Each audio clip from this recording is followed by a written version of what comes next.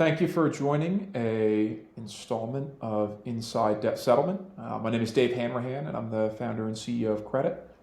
And today I'm joined with John Sriberg from Debt Negotiation Services. John, thanks for doing this today. Dave, it's a pleasure. I'm happy to be here and help out however I can. Yeah.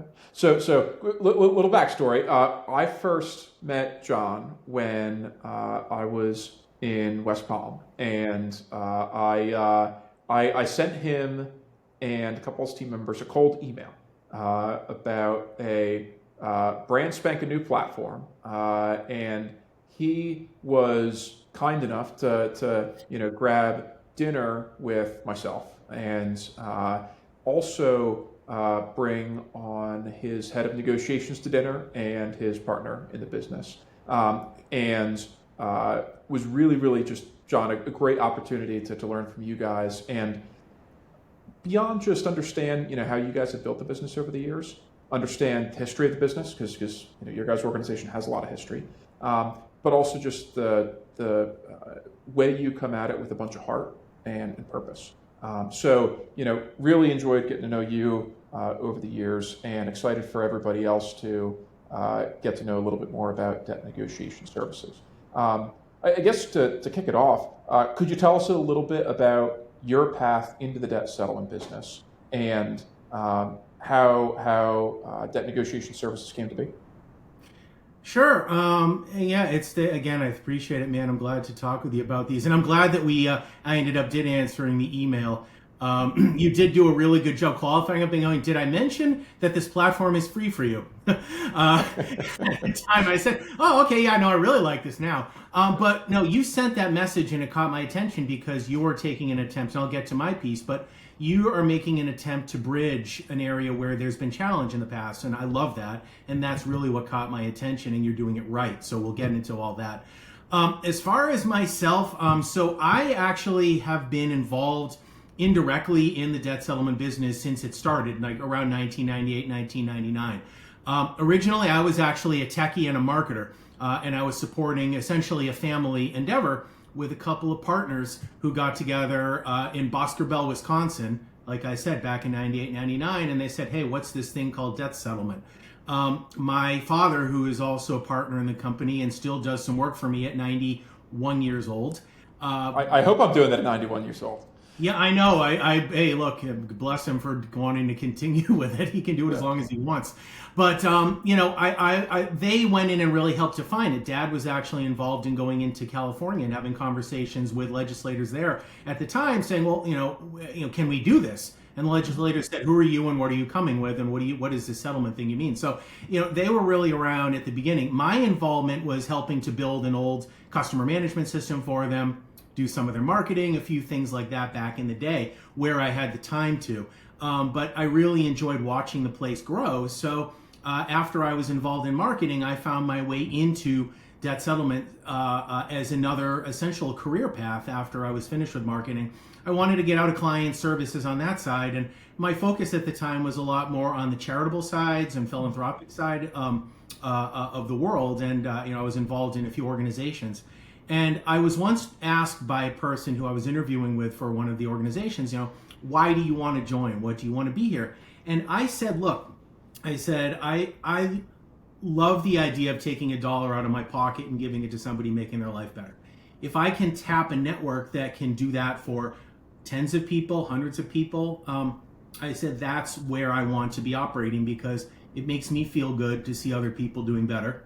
And if I can make that possible, then I want to be part of it. So understanding that debt settlement is not a philanthropy, but I looked at it and said, the business had a me-sized gap in it at the time that needed somebody who could do operations. And if I could turn it into another career, I was all for it. So, I really looked at it from the bend of how are we treating our customer? How are we making their lives better? And what are we doing to break down those fears inside them to be able to take that next step and get themselves debt free?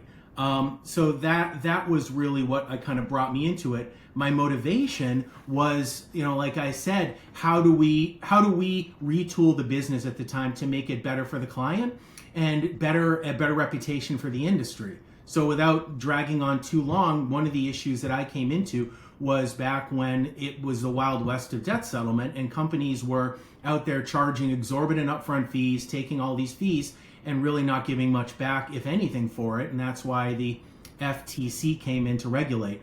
My goal was is how do we ride that out? How do we maintain our reputation as a business that's doing it right? And how do we continue and propagate that into a business that we can grow, with that reputation? So that's what pulled me into it, and that's what's helped to drive me for the last 15 years that I've been engaged. Yeah. Obviously, you've had a long history, and you have so much more context on the journey that the space has gone through than a lot of folks. Some of the different characterizations of debt settlement are earned over time. Others are characterizations that may have at one time been true, but are no longer. What do you think some of the biggest misconceptions are about the debt settlement process today, either ones that are based on history or just based on rumor?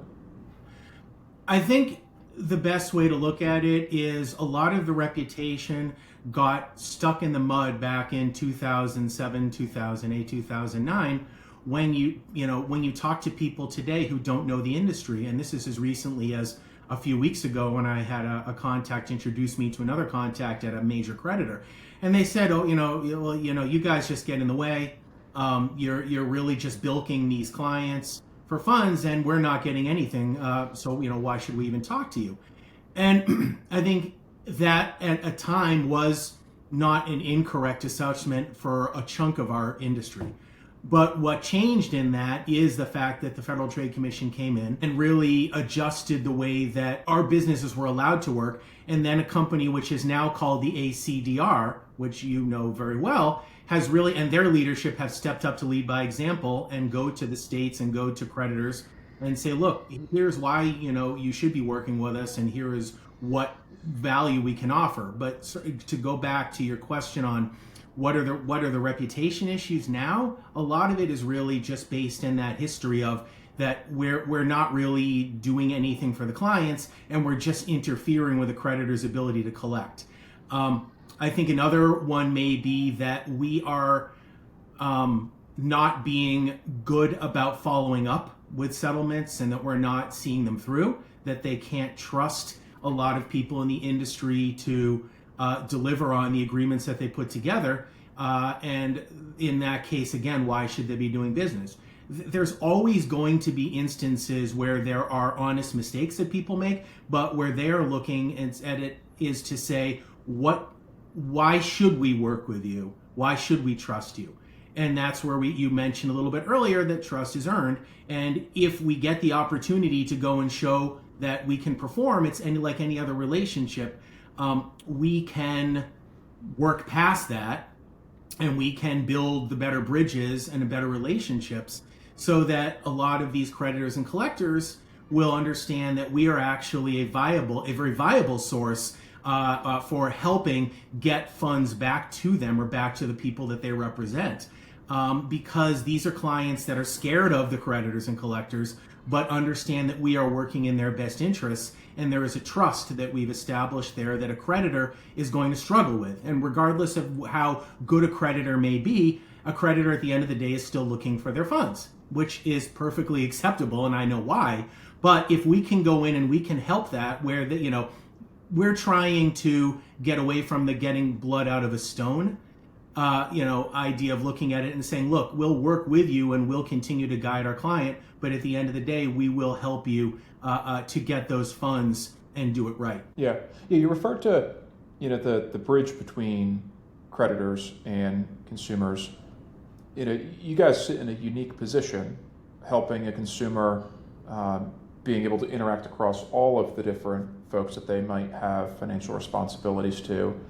How do you think about that role for you guys as an organization, not just as a business, but as a mechanism for caring for individuals who are facing really tough times in many cases?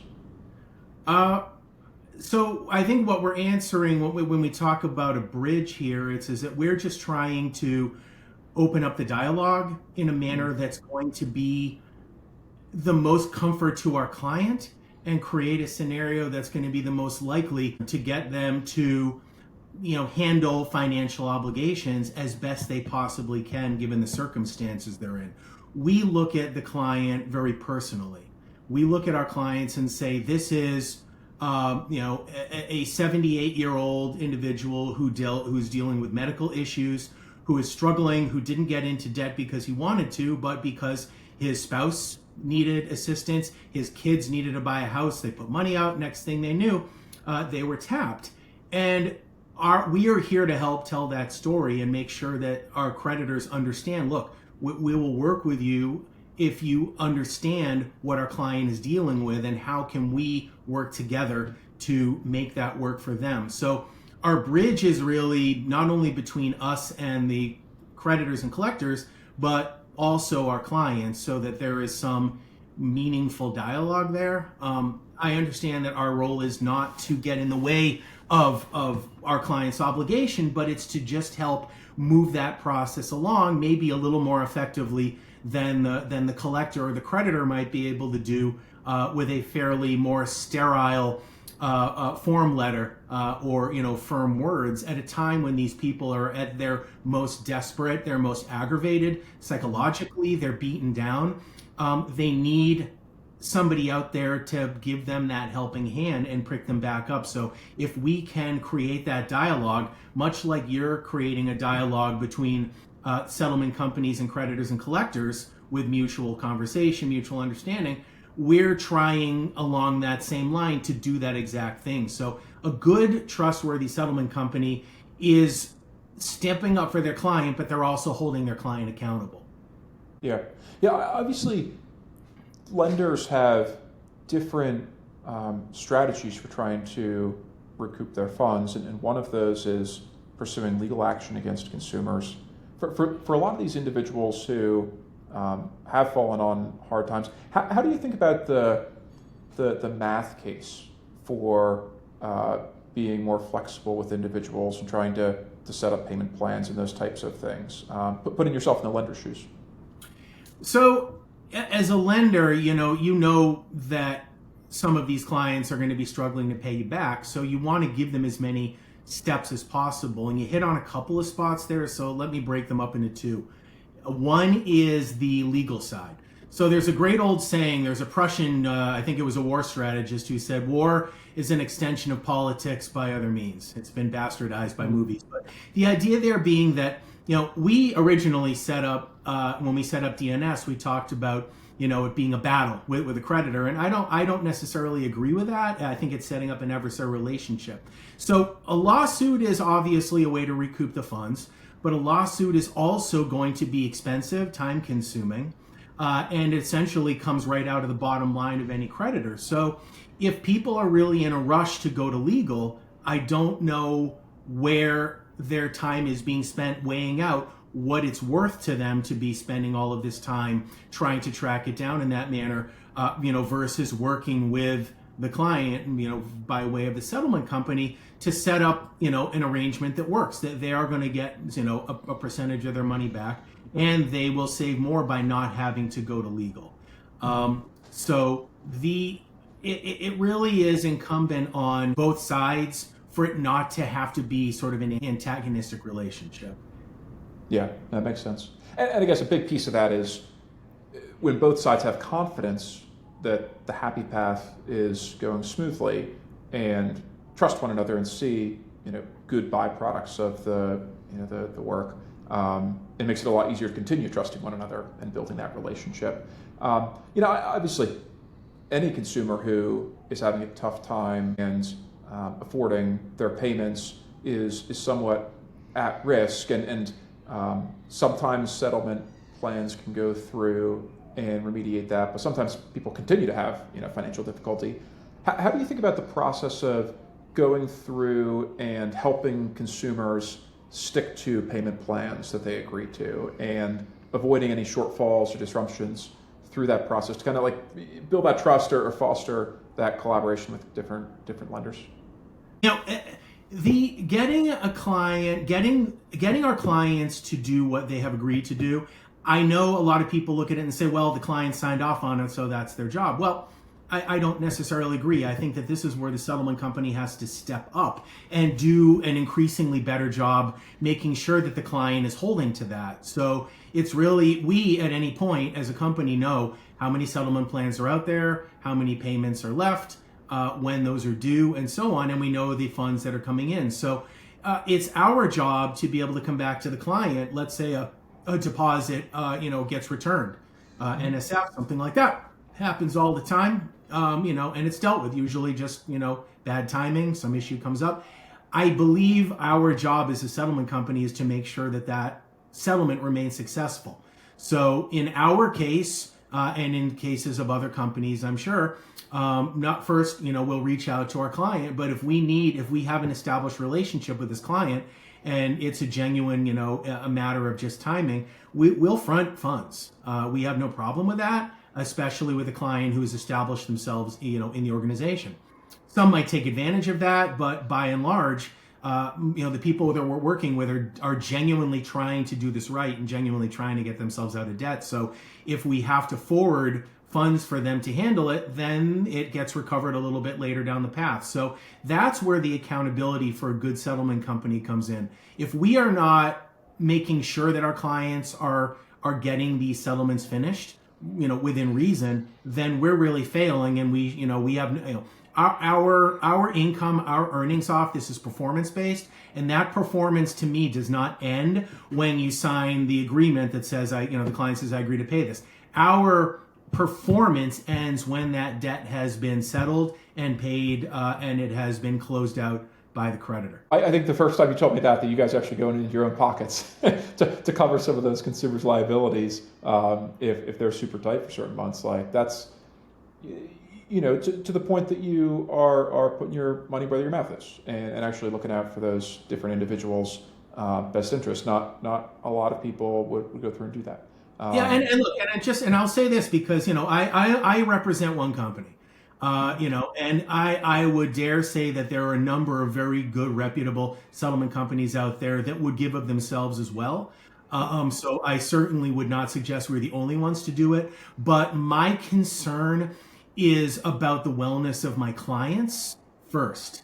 The finances sort themselves out. You will always, the money going back and forth, you can always pull your fees at the right time.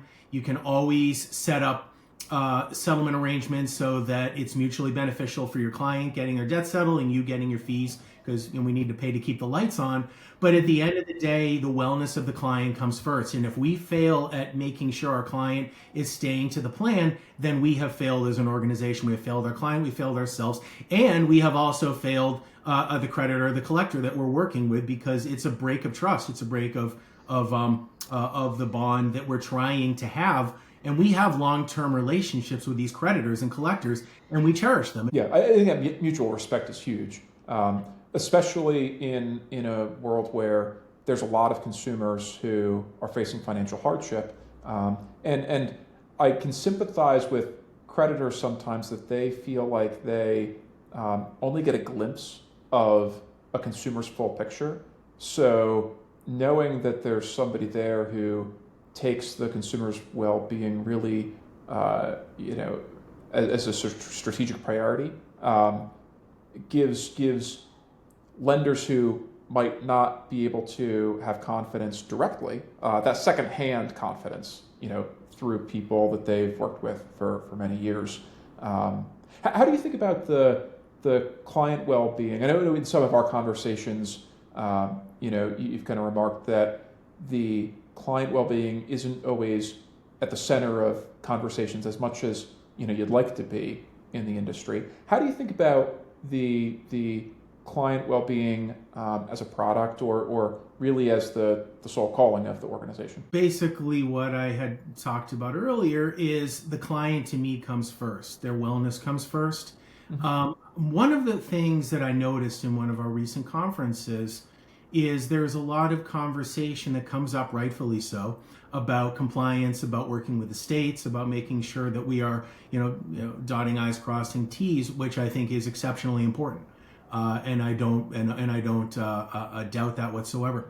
What I found interesting was that there was no real conversation on how are we making sure that our clients are feeling happy, feeling represented, feeling cared for, and all of the pieces that they're not getting in their life right now. They desire peace of mind. Every time you talk with a client, especially one that's stressed, they're either going to be aggravated, they're going to be exhausted, they're just going to be at some spectrum of wherever, of emotion, of wherever they are in the process. And treating every client as an individual case is important to me. I mean, it's really, again, what I think makes us special is, we know our clients. My agents, when I talk to my client representatives, I said, you need to get to know these people. Talk to them a little bit. You don't need to spend getting their whole life story, but know who they are. Let them know who you are. Let them understand that we see them. We understand who they are, and we understand what they're trying to do. And yeah, we're doing the same thing for every client, but the approach, it's like, I look at it like a psychologist. And if a client is calling you and just saying, oh my God, I just had a death in the family. I know that's an extreme. And then the person goes, well, I'm really terribly sorry. Does that mean you're going to have to skip a month's deposit? Wrong. X, bad, terrible. How about let's sit down? Okay, help me understand what's going on. I'm so sorry. Let me take a look at what's going on.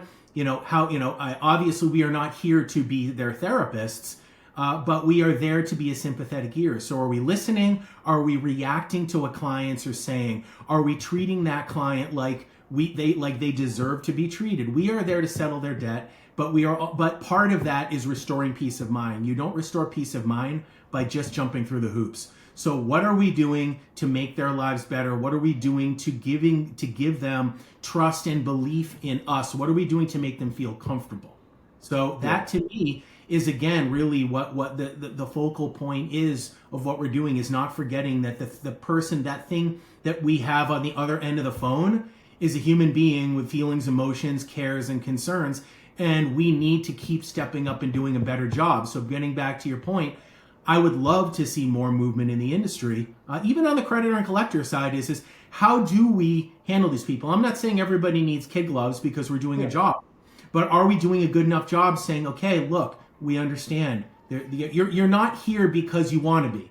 You're here because something happened in your life that puts you into debt. What can we do to make this easier for you as best as possible? I'm not saying creditors and collectors aren't doing that. I'm saying, how have we explored better ways to do it? Because I see the same 5 form letters for years and years. The form letters just say, dear insert name here, we understand you may be having problems, call us. Well, I understand that the intention is good, but us stepping in and filling that gap, I think, has gone a long way to restoring that bridge where there really was just none before between creditors and their clients.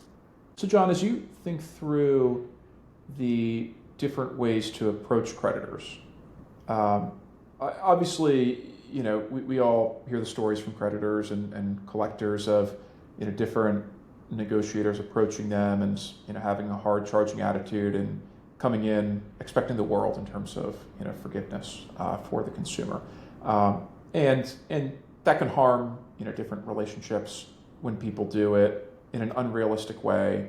How do you think about making sure that relationship with creditors and collectors is collaborative and really pursuing, what is realistic, what are fair settlements based on each individual's financial position? So, it's a good question. I think that a lot of that is in the dialogue and how you set expectations up front. So if I go right into a major collector and say, I want 15% and I'll take nothing else, take it or leave it. Well, that's fine. I have other creditors I can go talk to. I think you're setting a very poor example as representing your client. You have to approach this as if it is a business arrangement, which it is. The client has agreed to pay this back. You want to go and have a dialogue with the creditors and say, look, we understand that we're both trying to get the same thing here. So where is there a happy middle ground? I understand that you have expectations on how much that you need for our client. So what can we work out? And over time, those conversations really are just about feeling each other out and saying, where are they okay right now as far as arranging a settlement? I think part of it is knowing your client well enough to discuss the hardships that they're dealing with, because every case is unique. I don't believe that you can just walk in and say it's a flat 48.5% settlement across the board. I know some of that is out there, but I don't like the idea of not effectively representing my client to the best of our ability. So if a client cannot afford that, what can they afford over what period of time, which is going to be reasonable? Because if I went up to you, if I borrowed $100 from you and then I sent somebody back to you to say, here's $10, go away, you're going to say, yeah, thanks, no. Yeah. If we come up and we have the dialogue going and we can give them a fair conversation about it, that builds trust, it builds credibility, it builds a sustainable relationship with any collector. And that's where you're going to make, most of your headway over time. If you are unreasonable, they will be unreasonable back. Now, I'll turn this the other way and say there are sometimes collectors or creditors that we deal with that tend to be rather aggressive, rather antagonistic. We do our best in those cases to just continue the dialogue. We don't want to fight. We want to resolve this. And, by and large, if you have enough conversations with people and you make your point that you're there to work together, they'll soften it. It may take a little while, but like any other relationship, you just need to spend time doing it. But back to your question again is lowballing does nothing but make future relationships more difficult, because they're just not going to want to deal with you in the future. You may get your 20% on one, but in the future, when you come back and fold your arms and ask for the same thing, you're going to expect the same thing from the creditor, and they're going to say, look, we can't help you. We gave you a one-off. If this is the way you're going to be, then we don't want to deal with you. And if you want to lose your relationship with a creditor, you go and you take a hard-headed approach. Eventually you're going to find that nobody's picking up the phone and that everybody's immediately just moving towards a legal approach because they realize you're coming in and you're trying to push too hard, and unreasonably so, and they could do better going to court. And often they're right. You have a judgment in hand, things change quickly. So, our job is to not have to go down that path. Back to your earlier point about lawsuits and the cost of it. If we can help avoid that for the creditors and we can avoid that for our clients, then it's all the better. It's all just negotiation, and it has to be in good faith on both sides, or it's not a negotiation. Yeah. It definitely seems like there's an aspect of those relationships and lines of communication almost being a competitive advantage as different creditors or collectors are thinking about, hey, if I want the consumer to be excited to have the debt settlement firm approach me first about repaying that account, you can, if you're more open and accessible, there's an aspect of not prioritization there, but just ease of access. What do you think like a healthy collaborative relationship between a debt settlement company and a creditor or collector looks like from your perspective? A healthy relationship is one where either side can pick up the phone at any time and say, hey, here's what's up. And I, on my side, calling the creditor, I need to be able to, or I want my folks to call up and go, hey, I've got a client. Here's the situation, ABC.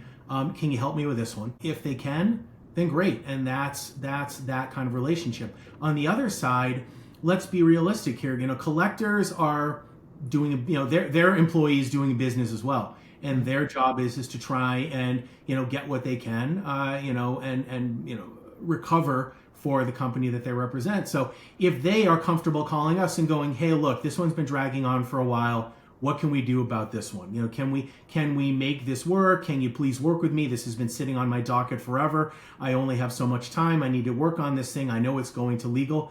Like I would like to see there being that kind of dialogue in both directions, because why not?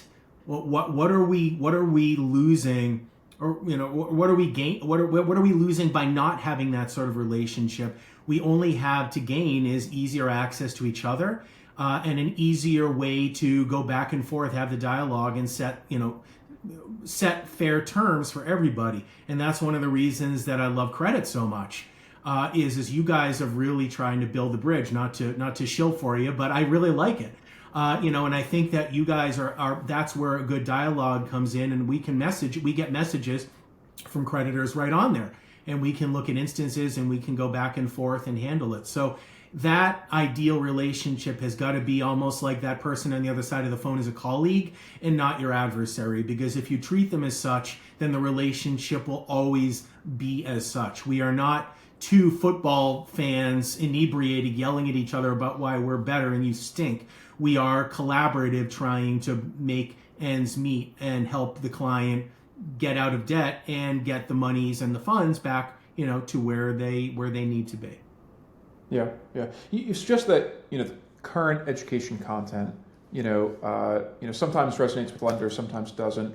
How do you think about getting more effective content or conversations going with creditors between them and different settlement firms? Obviously, you're a super friendly, open person. How do you think about fostering those different conversations over time?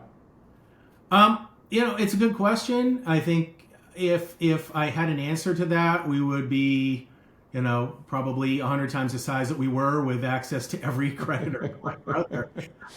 We try, we want to. Yeah. But I think that the way that we have to grow this is by breaking down some of the early, stereotypes that you mentioned early in the conversation.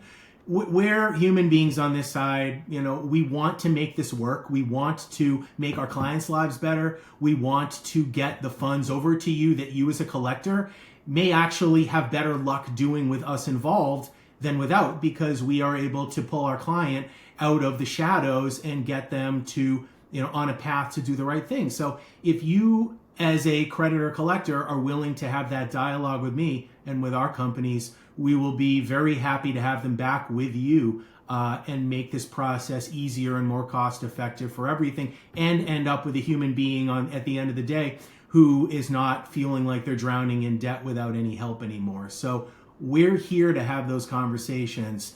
We only ask creditors and collectors to be open to having that dialogue, knowing that we are not the same industry that we may have been 15, 20 years ago. We are matured. We have much more reliable, reputable people that are in it now. And we have a great regulatory group, as I mentioned, the ACDR, that's really helping to drive that and drive accountability even within our own members. And I admire that. I love that we are doing that, because I'm fine having several competitors out there that are doing settlement their own way. What I'm not okay with is our clients getting bilked at a time that is the most painful in their life. So that's where we are, and we can work together to make this a better industry.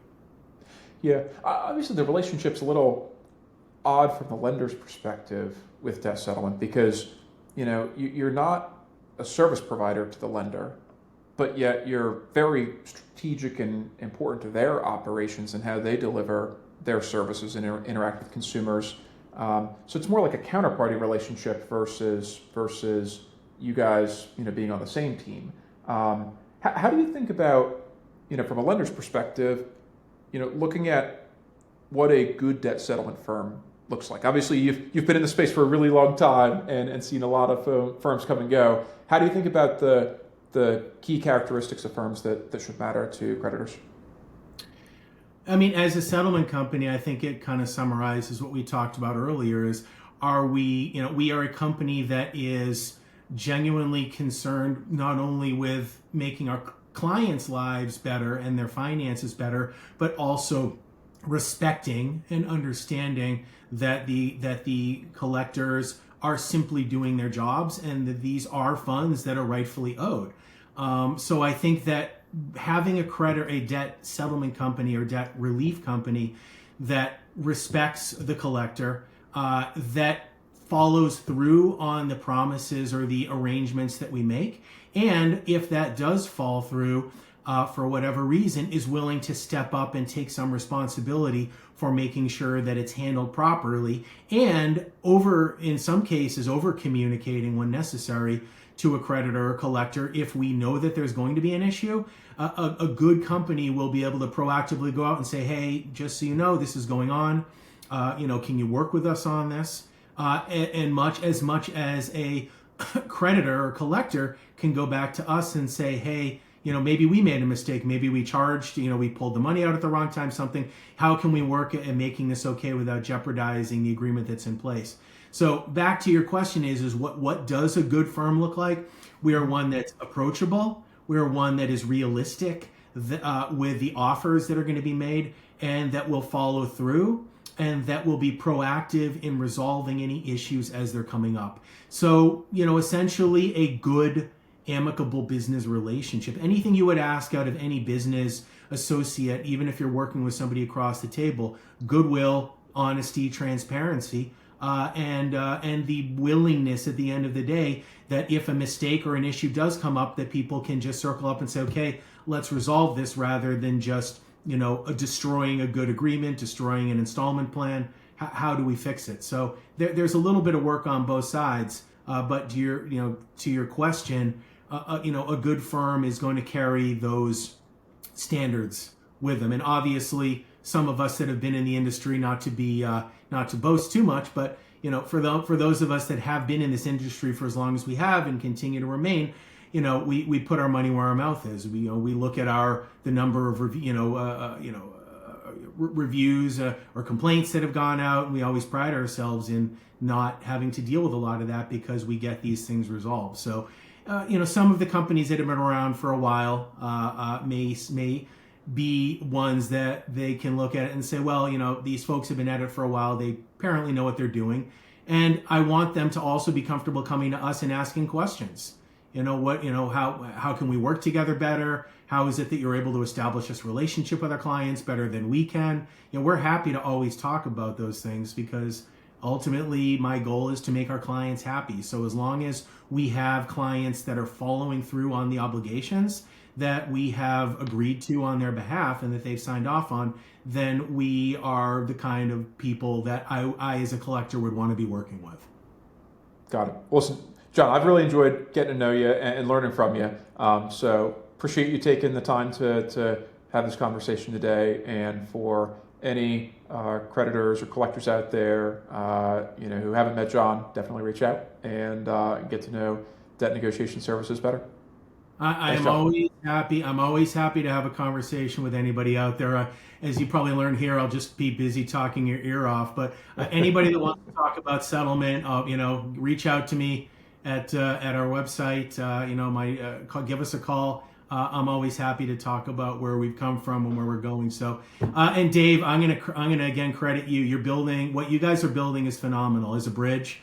If it's used properly by us, I think it can really be integral into pushing the whole settlement piece forward in ways that benefit both creditors, collectors, and our clients. I appreciate that. Well, we'll be a small piece of it, but a piece nonetheless. You're a bigger piece than you give yourself credit for, my friend. So thank you for the time to talk about this, and wishing us all the best. And again, for anybody that's listening from the creditor collector side, we'd love to talk more. So anytime you want to, we're available. Great. Have a good one, John. You too, my friend.